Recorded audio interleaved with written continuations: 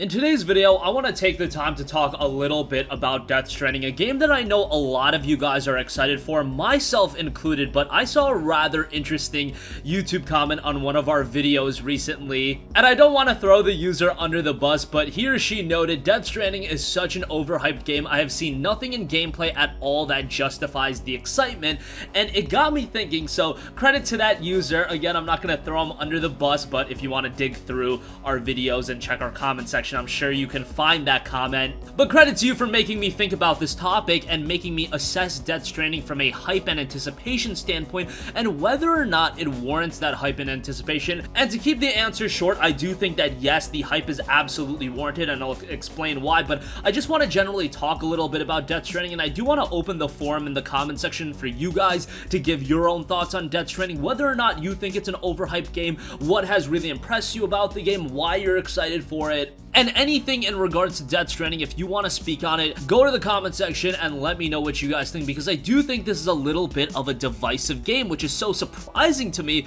because I think initially when this game was revealed, just on the basis alone that Hideo Kojima and Sony were coming together to create a PlayStation 4 exclusive, that was enough information from the get-go. Initially, that was enough information to get people excited right out of the gate. However, you can only maintain that level of excitement for so long, and Death Stranding has been known for quite a while. It was revealed all the way back in E3 of 2016, so it's been north of 3 years, and the imperative notion about this game is mystery, the uncertainty. We don't really know what Death Stranding is going to entail. Yes, we've seen gameplay, yes, we've seen some mechanics here and there, we have a general kind of an idea of the story. I really can't say we know too much about it, just because really a lot of it is up for the player to decipher at their own pace and come to a conclusion prior to the game release. And I know that general wisdom and general convention has you thinking that where there has been a barometer that's been placed where you want to know an exact amount about the game before it's been released. I mean, look at all of these games that are coming out. Generally speaking,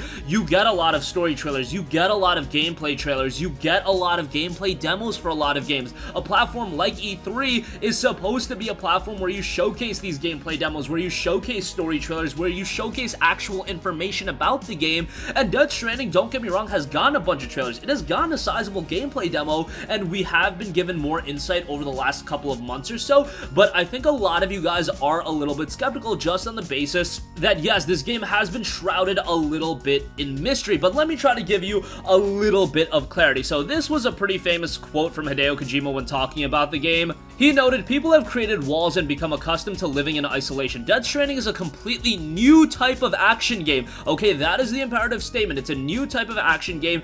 Kojima is really trying to reinvent the wheel and innovate here, so you have to give him a little bit of leeway. And he continues by saying, "Where the goal of the player is to reconnect isolated cities and a fragmented society. It is created so that all elements, including the story and gameplay, are bound together by the theme of the strand or connection. As Sam Porter bridges, you will attempt to bridge the divides in society, and in doing create new bonds or strands with other players around the globe. Through your experience playing the game, I hope you'll come to understand the true importance of forging connections with others." Now, that is a loaded statement, and I can assess it a variety of different ways. I really think he's trying to tackle the modern society, where it says, "I hope you'll come to understand the true importance of forging connections with others." That is very imperative in today's society. I mean, in the social media age, in this age where I feel like bonding and connection building has been a little bit lost in society. I don't know if I'm out to lunch with that one. You guys can assess my thoughts however you want in the comment section, but that's just where I'm getting at it, and Kojima would be the type of guy, at least from my perception of him, that would definitely try to tackle that kind of narrative point. But again, it's fun to speculate, it's fun to try to understand what this game is prior to launch, but the thing I think a lot of people are missing out on is the fact that the mystery is an element of the game. I go back to the tweet where Hideo Kojima said that, yeah, we're gonna be releasing a 50-minute gameplay demo for the game, but I really don't want people to see it because I want you guys to be left in mystery about the game. Now, to a lot of people, that is going to inherently make them skeptical. Why don't you want to show us any bit of the game? A lot of the times when games are kept in a little bit of mystery, the conspiracy theorists are out there talking about, oh, this game's development's not going well, and sometimes that might be accurate. You look at a game like The Last Guardian, I mean, how long did it take us to hear more about that game from its initial 2009 reveal, and then it just went MIA for a long time, and it was pretty clear that the development of that game wasn't going so well, but now it's kind of had that element of, oh, we need to be seeing information about a game constantly. We need to be updated about a game constantly, and I really don't think that is the ideal way to present a game to the consumer. Is it the ideal way to promote a game? Absolutely. If you show more gameplay of it, there's more context there, there's more content for you to sell a consumer on, so I understand it from that standpoint. From a promotional standpoint, it is absolutely critical to show gameplay of a title and to show quality gameplay to give players an idea about a game. I'll go to a game like Star Wars Jedi Fallen Order, and this will transition me into my next point perfectly, but Star Wars Jedi Order is a game that I've been very vocal of, and I've said I don't think EA has done a good job in promoting this game. I don't think EA has shown off gameplay that has really captivated gamers. Now, whether that be an issue with the game itself, or whether that be just EA not wanting to show certain elements of the game, it seems like the general consensus, and I've seen it in the comment section, don't get me wrong, I'm absolutely excited for Star Wars Jedi Fallen Order. However, the general consensus I'm seeing in the comments is, okay, I'm interested in this game, but I am incredibly skeptical. I'm not going to buy this game on day one.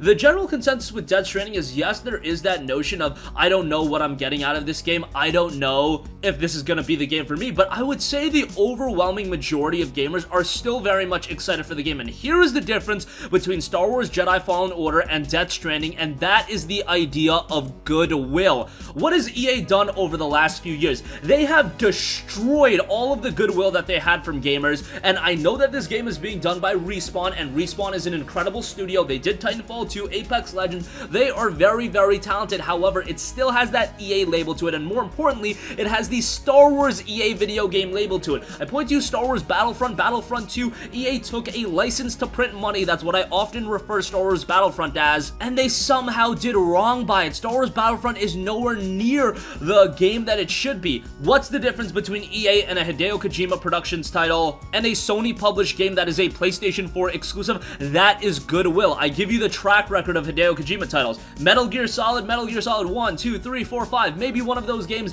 didn't appeal to you as much as the other. Maybe you weren't a big fan of MGS5. Even if MGS5 had a rushed development job or whatever the case may be, everything that came out about that game, MGS5 is still a phenomenal game, and that's what Hideo Kojima has above a lot of the other studios, where even if you say that, okay, I don't know what Death Stranding entails, there's so much that I'm unsure about this game, I'm even a little bit skeptical, even as a Hideo Kojima fan and as a fan of Metal Gear, maybe you're of that notion, but guess what? Kojima has established that goodwill. Kojima has earned your trust. Sony has earned your trust that they publish high quality games, that when there's a PlayStation 4 exclusive comes out, it is going to be of the highest quality possible. Even a game like Days Gone that wasn't up everyone's alley, if you consider that to be one of the lesser PS4 exclusives, that's still a home run given that that game was still incredible, and it goes to show that a new IP like Days Gone that didn't have a ton of hype surrounding it, like a Spider-Man or a God of War, still ended up selling millions upon millions of copies, because guess what? Sony has established that goodwill.